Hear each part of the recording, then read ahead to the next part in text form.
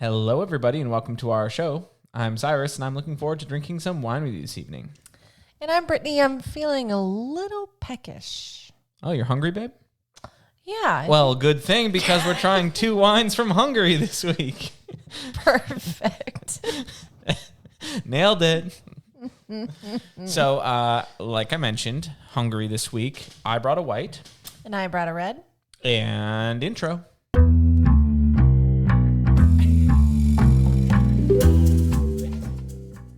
So, Brittany, what do you have for us this week? Yes. So for our red, this one. So we have a bottle of Kek Frankos called Magma. Magma. Liquid hot magma. And it's from 2018. It says volcanic selection unfiltered. Yeah.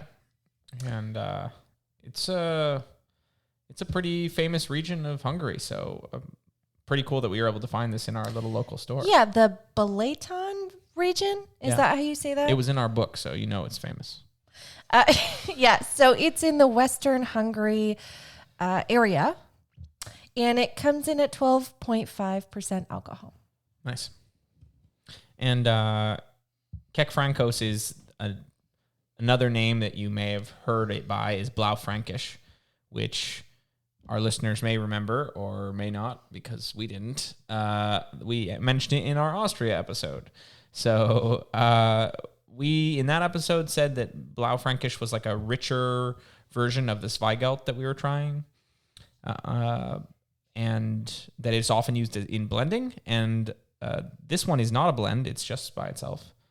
So I love that you picked this out, because I'm excited for it. Clearly, as I'm talking a lot in your intro section. So Move aside, Cyrus. Okay. So to quickly just describe the bottle, it sort of almost looks like some rooftops, but on top and in the middle of all the rooftops, there's a volcano. Best way I can describe it. Magma. Magma. There's a bunch of magma on some roofs. That's what's going on. Yeah, it could be wall. It could be like a wall, right? That thing. It's like a weird broken wall. Well, because of the magma. Oh. Well, Brittany, why don't you get this open and we can dive right in here. Can do.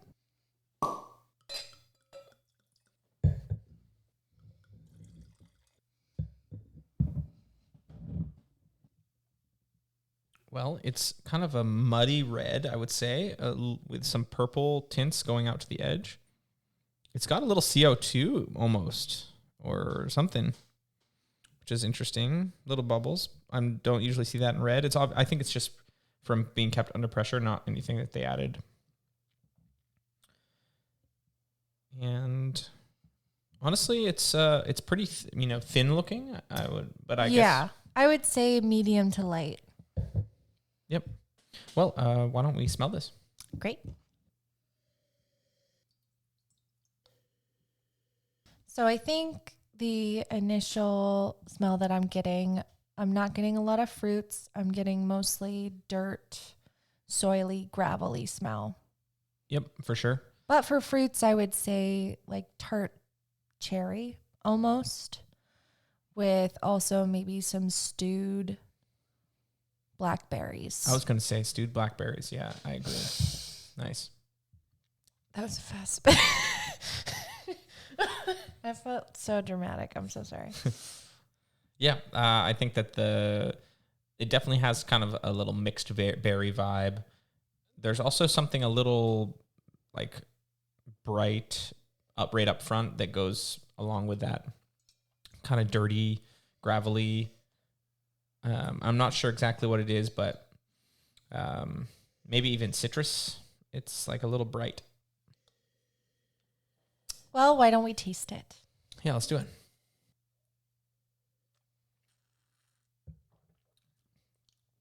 Well, I think our description up front there was spot on. It's a richer version of that Zweigelt we had.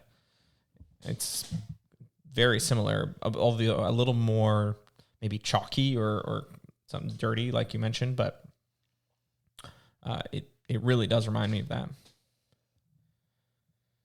Yeah, I think It's interesting how low an alcohol percentage this is, 12.5. That's pretty low for a sort of red variety in general. And I think that it's still very medium bodied for me, and the taste is lasting pretty long on my tongue. Yeah. Yeah, it's one of the longer ones we've had recently anyway. And we've been trying a lot of these lighter red styles. Mm-hmm. So, but this one's pretty good. It's also pretty acidic for a red, I would say. Yeah, I would agree, but it's also very well blended to the point where I feel like I could chug this and not feel sick. Well, it just tastes something like it's like coats your tongue. You know what I mean? That's that length that we were talking about. The like, unfilteredness of it means there's a little bit of particulate. Yeah, almost like cough syrup.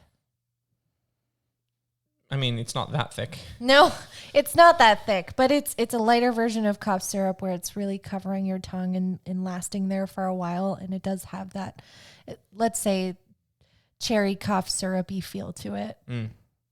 As for other notes, there's kind of a bitter finish. The berries coming through, still definitely blackberry more than like a raspberry. Dark fruits, maybe plum. And yeah, kind of just bitter in the end. Yeah, I think since the grapes were grown pretty much in a volcanic area, you can sort of expect that gravelly taste to it, or that volcanic magma taste to it. I thought there would be more of that taste, but it's so well blended that it's very slight. Yeah, it's much more on the smell. The smell is very gravelly and dirty, and the blend is really good. Yes, I get more fruit with the taste than I do with the smell. Agreed. But still very pleasant, easy drinking. Yeah, and I like that it ends with that bitterness. I think if it didn't have that, it would be a lot more generic and a lot more just like a fruity red. But with that bitter end, it's really good. Yeah, I think this is pleasant. It's not generic at all, like you said. I think it's very easy drinking, very good. I would rate this pretty high, although, I would love some more volcano in there.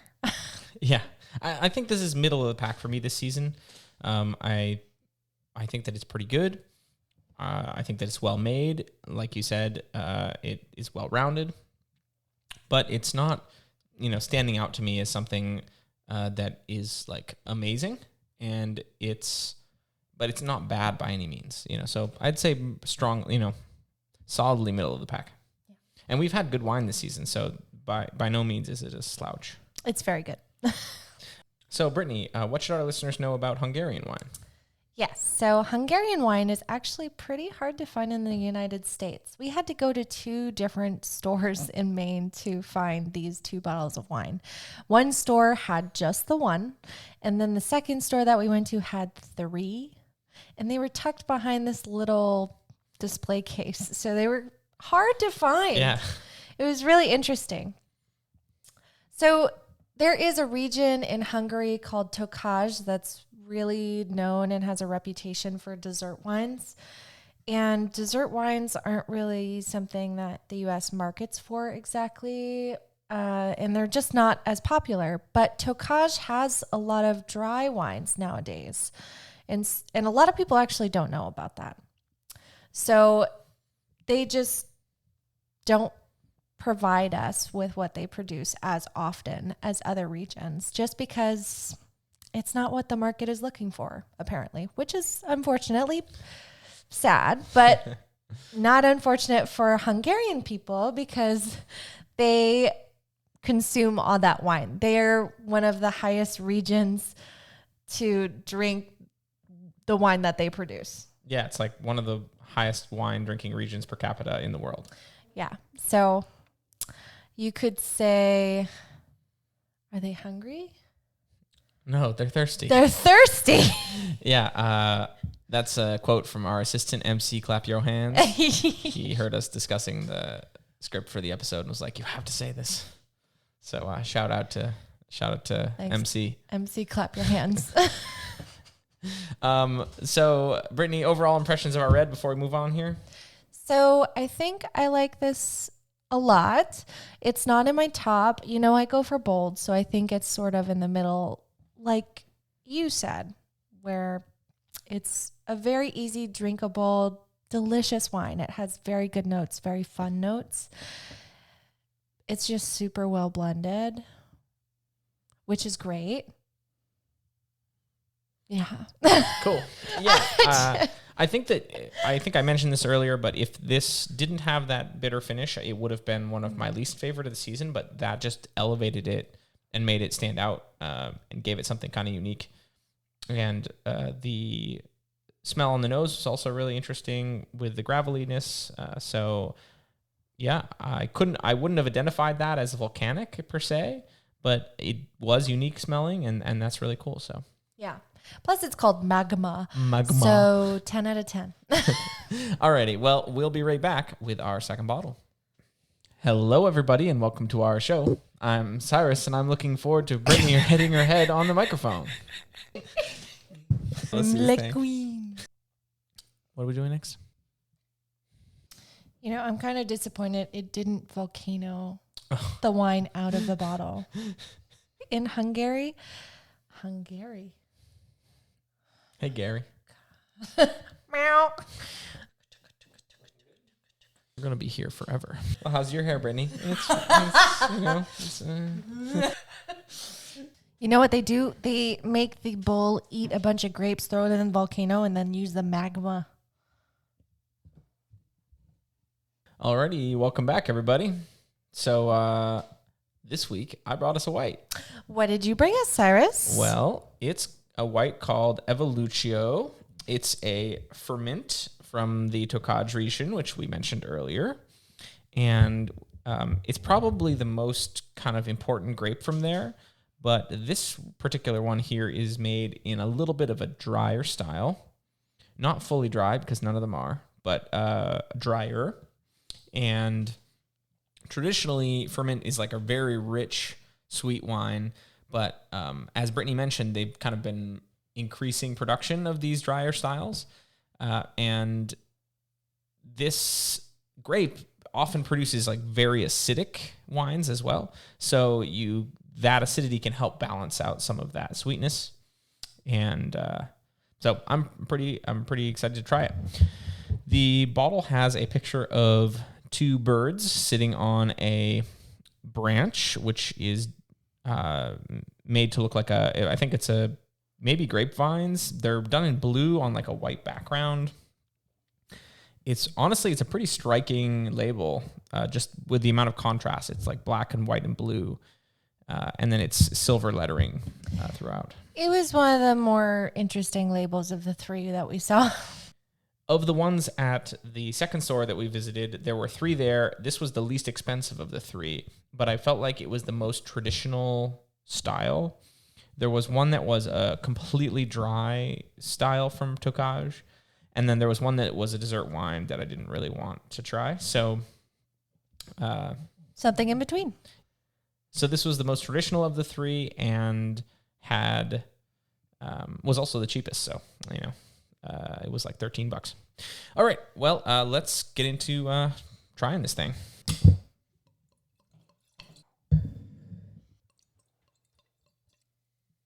Is that a cheeky little sniff there? Is that a cheeky little sniff? I think same Blown thing as the out. last one. It Same was thing as kept the under last one. pressure. Yeah. Well, let's smell it. Great. This one's 12% alcohol? 12%.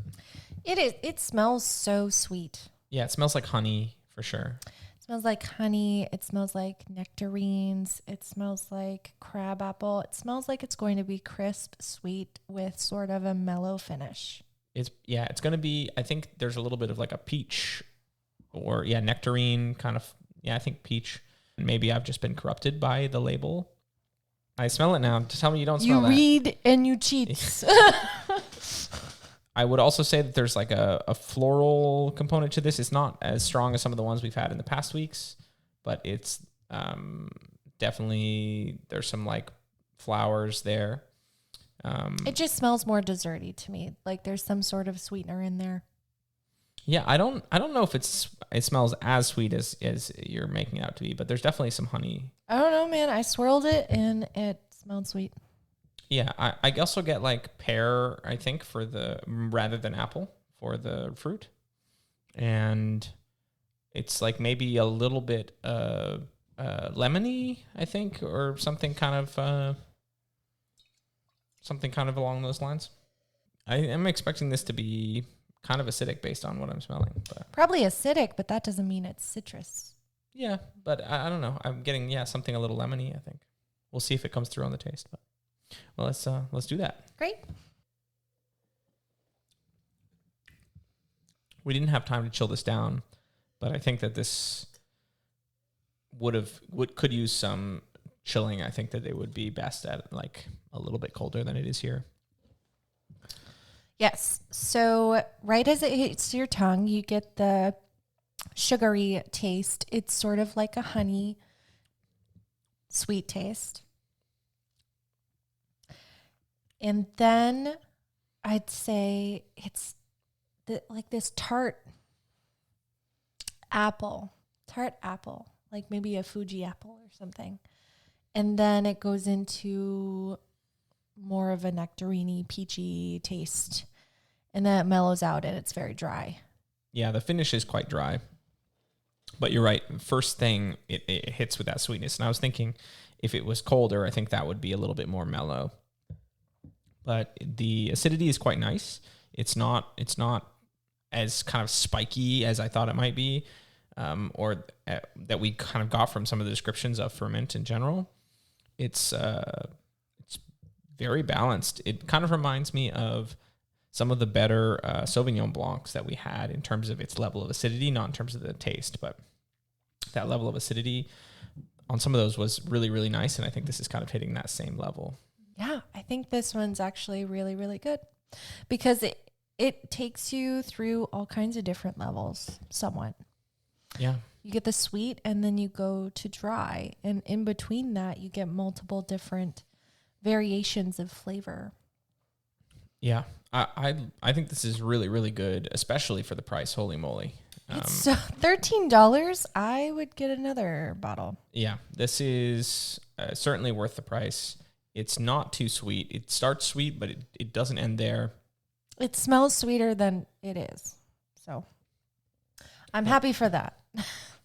Yeah, I think that this is probably up there for me. And I kind of wish that they had more wines like this coming over to the US, because this would, I think, if more people tried a sweeter wine like this, where it starts sweet but doesn't end that way, they might have their opinion swayed about sweet wines in general. Yeah, they're keeping it all to themselves. Greedy Hungarians. Greedy. I'm kidding. Don't come after me. But, this is amazing. So also very talented Hungarians. Yeah. So you mentioned earlier that a lot of sweet wines are kind of out of fashion right now, but a lot of Hungarian winemakers are kind of pivoting to meet modern markets and modern tastes. And so there's a lot of interesting modern winemaking techniques that are happening in Hungary right now. And the kind of the wines we had today are pretty good examples of that, I would say. Like the wines we had last week in Greece, Hungary has a really long history with making wine. And there are like hundreds of unique varieties that are kind of only grown in Hungary. And a couple of those caught my eye while we were doing our research for this episode. One of them is called Egri Bikover, and probably butchering the pronunciation there, but it's called bull's blood. It's this super, super rich red that's kind of got like, it's like a mixed berry flavor, but then it's also a super jammy, rich red, but that's also super tannic. So it's pretty interesting. And then the other one that I noticed that was really interesting was called Essentia, and it's a super low ABV wine, like less than 5%, in the beer percentages, but it's so sweet that it's traditionally served from a spoon. You get it by the spoonful. I personally like to slurp my wine in a spoon. So I just thought that was such an interesting little fact. I don't have a second, check my sources here, folks, because I don't have a second opinion for anybody drinking wine out of a spoon, but that seems really interesting. So Brittany, what do you think of this wine? So for the white this week, I think that it's very pleasant and more complex than I thought it would be. And I really like that. I like that it starts out sweet and then it goes to mellow dry. I personally, right now, knowing what it tastes like, not chilled, will not chill it. But it would be interesting to see if that does change if you do chill it. But right now, it's actually really pleasant and I like it. I think it'd be in the top 3 or 4 for me. Not number 1 necessarily. I think that Chardonnay initially was just really, really good. But it's up there in terms of just surprising me with the crispness and the brightness of it. And that's not usually the type of wine that I go for. But because it ends in that sort of mellow sense and it's not super sweet and it's honey-like, I really like it. Yeah, I think just like the red, I'm going to go with middle of the pack here. The winemaking here is really, really good. They've clearly done a ton of work to make this style of wine fit with modern tastes, which is very cool. But it's still not like the type of wine that I would typically go for. So from a Cyrus's personal favorites list, it's middle of the pack.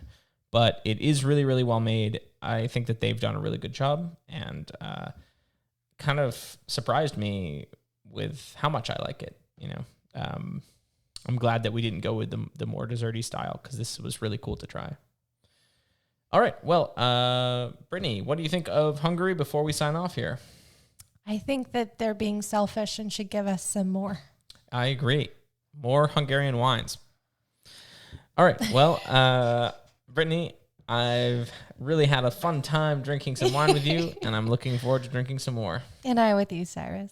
All righty. Bye now. Toodaloo.